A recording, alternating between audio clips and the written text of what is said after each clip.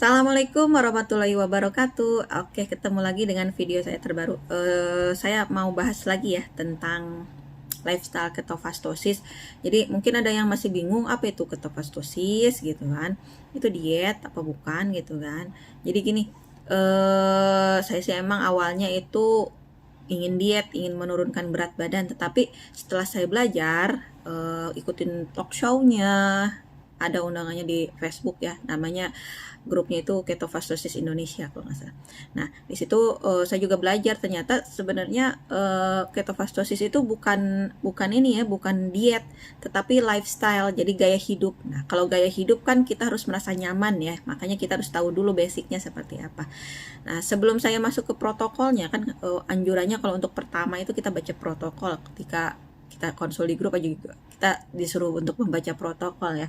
Jadi sebelum membaca protokolnya ada, silakan dilihat, dicari nanti ya. Saya ingin berbagi tentang apa di ketofastosis itu yang saya tangkap ya, yang saya tangkap. Dia ada dua komponen dari ketofastosis, yaitu yang pertama adalah, dan yang ini yang paling penting ya, intermittent fasting. Jadi puasa intermittent. Dan yang keduanya itu diet ketogenik ya. Nah, kalau diet ketogenik pernah saya lakukan tapi cuma sebentar.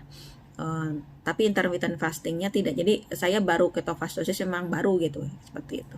Nah, intermittent fastingnya itu bagaimana? Jadi nanti itu si ketofastosis itu ada dibagi menjadi tiga fase. Ada fase induksi, fase konsolidasi, sama fase maintenance.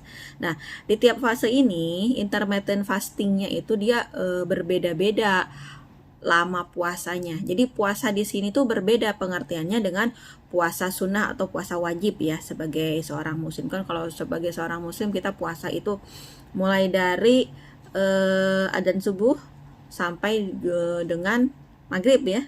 Nah, baru berbuka saat maghrib. Tapi kalau untuk intermittent fasting, maksudnya itu dia puasanya itu tidak mengkonsumsi makanan atau minuman yang berkalori. Jadi kalau untuk minuman masih diperbolehkan, tetapi yang 0 kalori seperti air, kopi atau teh tanpa gula, atau hanya menggunakan gula substitusi yang 0 kalori. Nah, jadi pas jam puasa itu kita tidak mengkonsumsi minuman-minuman yang berkalori kayak gitu. Intinya adalah seperti itu. Intermittent fasting. Jadi diawali mulai dari 16 jam ya. Jadi kalau 16 jam itu kita mulai puasanya jam 8 malam. Sampai makan itu jam 12 siang. Jadi kita makan jam 12 siang, breakfast, tidak makan pagi, enggak ya. Kita langsung makan siang, di sana kita makan nanti sampai jam 8 malam. Jam 8 malam kita mulai puasa lagi, itu 16 jam. Nah, nanti itu kalau sudah terbiasa 16 jam ya, itu baru kita mulai yang 18 jam ya, naik gitu menjadi 18 jam. Jam 4 jam 2 siang baru makannya kayak gitu. Selanjutnya ditambah lagi. Jadi sebenarnya mirip kayak intermittent fastingnya Deddy Corbuzier kalau nggak salah. Cuman ini digabungin sama diet ketogenik ya. Kenapa dengan diet ketogenik? Jadi oke. Sebenarnya puasa itu manfaatnya apa? Nah, saya ada baca juga di program iKetofast-nya yang dibuat oleh Mas Tio ya, founder dari Ketofastosis Indonesia. Jadi tujuan puasa ini adalah untuk memicu proses ketogenesis saat semua cadangan karbohidrat di tubuh dan liver telah habis ya, karena kita menggunakan metabolisme lemak gitu. Terus untuk meningkatkan respons imun, mempercepat detoksifikasi, dan memberi kesempatan untuk rejuvenisasi terhadap sel-sel di tubuh. Jadi untuk reverse aging ya, untuk peremajaan sel kayak gitu. Jadi pada kondisi puasa ini karena kita kan tidak memakan lagi glukosa dari intake makanan, jadi si tubuh itu kan menggunakan dulu cadangan karbohidrat atau glikogen di dalam tubuh ya, yang ada dalam tubuh. Nah, kalau udah habis baru terjadi proses ketogenesis gitu kan. udah mulai switch ke metabolisme lemak, itu dengan puasa itu mempercepat proses itu. Terus kedua, puasa juga meningkatkan respons imun. Terus proses autofagi itu kan biasanya terpicu dengan puasa ya, seperti itu. Itu untuk puasa intermittennya. Nah, yang komponen kedua yaitu diet ketogenik. Diet ketogenik itu mungkin udah ada yang tahu ya, ada yang ketogenic diet gitu ya.